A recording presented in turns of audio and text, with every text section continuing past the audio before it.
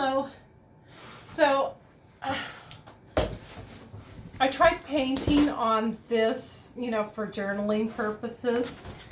And my problem with this paper is it's really good for drawing, but once you paint on it, it's just really warped. And even if I had a great painting, I just can't look at warped paper. So I have to have, for some reason, maybe because I'm precious and special, which is just a joke, I'm really not. I like to have good paper.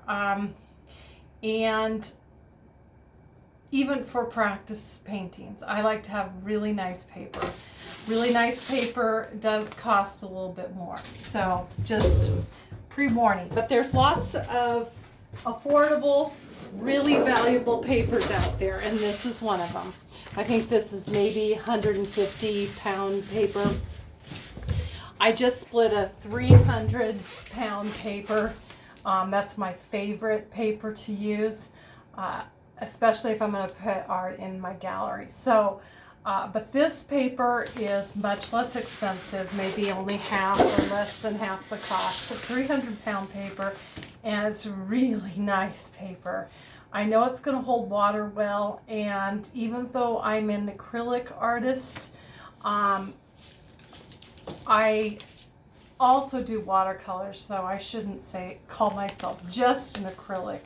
I'm kind of really a mixed media, but I like a paper that can hold water, and that means when I'm painting, the paper is not splitting, warping. It always warps a little bit, but I have an ability to make this kind of paper straight, whereas with really cheap paper, there's no straightening it. You could iron it.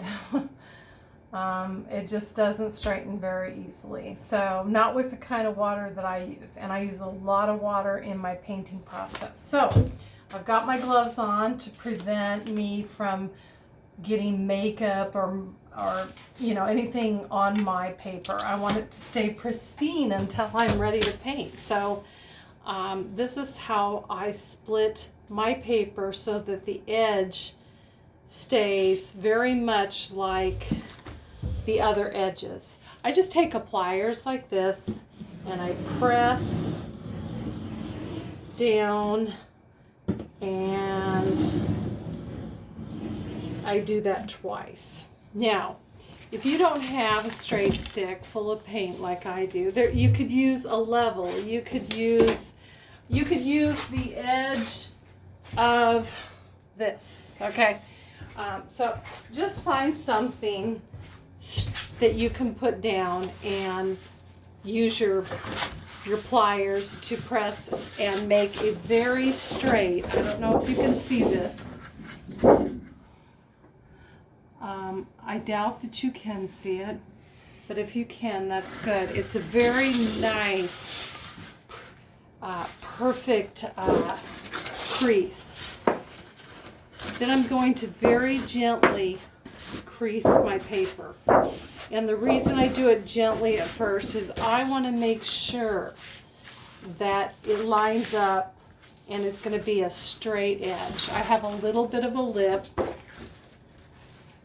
and I want those sides to line up. Once I know that the sides are lined up, I take a paperweight or something and press. Then I turn it the opposite way and use my paperweight to press. And now the fun part. I get to tear the paper. And you can do this gently. If you don't trust it, it'll come apart. But it comes apart beautifully. And it makes that beautiful edge that, just like this edge on the other side, it creates, maybe it's not perfect, but it creates a rough edge, which It's just perfect and wonderful for painting a masterpiece on. So I hope that helps. And I hope you try using some watercolor paper soon.